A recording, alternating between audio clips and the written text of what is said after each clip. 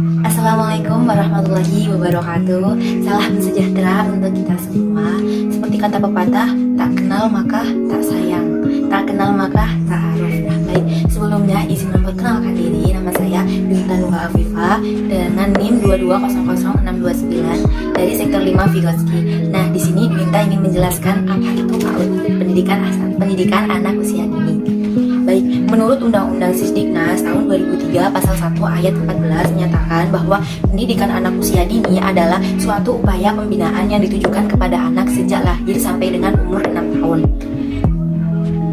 Yang mana dilakukannya dengan melalui pemberian rangsangan pendidikan sebagai bentuk bantuan bagi pertumbuhan dan perkembangan jasmani dan rohani agar anak tersebut itu memiliki kesiapan dalam memasuki pendidikan lebih lanjut.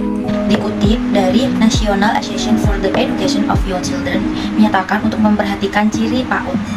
Nah, ciri PAUD yang baik. Yang pertama itu, anak-anak menghabiskan hampir seluruh waktu mereka untuk bermain, baik membuat sesuatu ataupun bermain dengan teman sebayanya. Terus yang kedua itu ada anak diberikan berbagai aktivitas. Nah, aktivitasnya itu aktivitas sehari-hari yang mencakup dengan kegiatan anak waktu di sekolah. Nah, terus yang ketiga itu ada lihat hiasan di dalam kelas. Nah, sebab idealnya itu karya anak-anak itu emang harus ditampilkan atau dipajang di dalam kelas karena dengan cara itu anak-anak itu memiliki rasa semangat untuk berangkat ke sekolah untuk melakukan kegiatan belajar sambil bermain gitu. Terus selanjutnya ada kurikulum. Nah, kurikulum di sini itu dapat diadaptasi untuk anak yang lebih cepat belajar sehingga para guru itu harus tahu bahwa latar belakang, pengalaman dan kemampuan setiap anak itu berbeda. Sebab setiap anak itu punya cara belajar yang berbeda satu dengan yang lain. Intinya itu anak itu intinya memiliki kelebihan, kekurangan, cara belajar dan cara bermainnya itu berbeda-beda gitu. Terus yang terakhir itu ada sarana dan prasarana. Sarana dan prasarana itu juga menjadi hal yang tidak kalah penting. Karena apa? Karena nantinya itu akan menjadi penunjang pendidikan anak di PAUD tersebut gitu. Meskipun nantinya anak sudah mendapatkan pendidikan di PAUD, bukan berarti peran seorang ibu atau peran orang tua itu tidak memberikan pelajaran lanjut di rumah, karena peran seorang ibu itu adalah peran yang sangat penting bagi anak tersebut. Banyak penelitian menyatakan bahwa orang-orang yang cerdas dan berhasil pada umumnya itu berasal dari keluarga yang demokratis.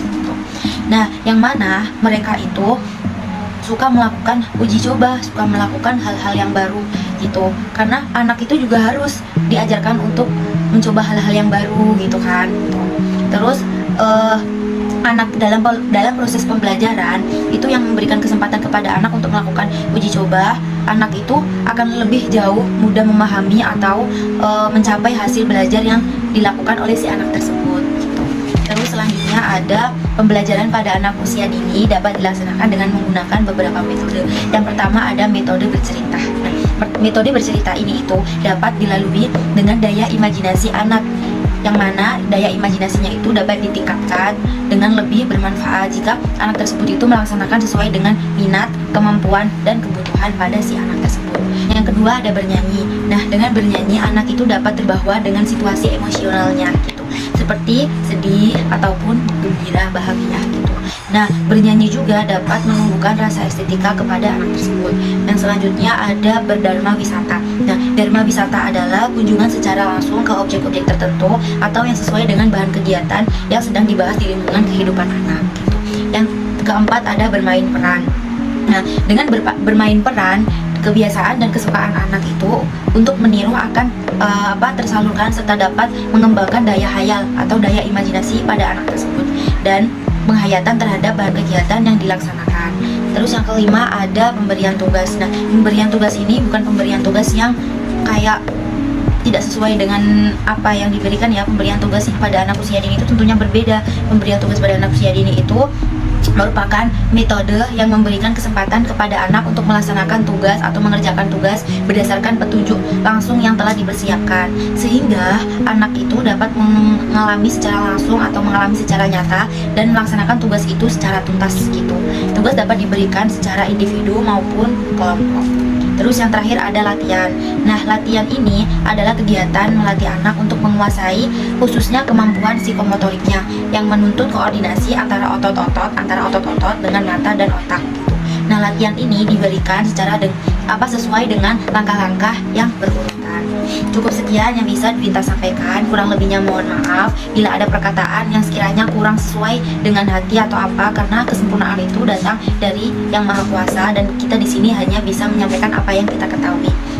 Sebelumnya terima kasih, ada pantun dari aku, kesepian tanpa kekasih. Cukup sekian dan terima kasih. Wassalamualaikum warahmatullahi wabarakatuh.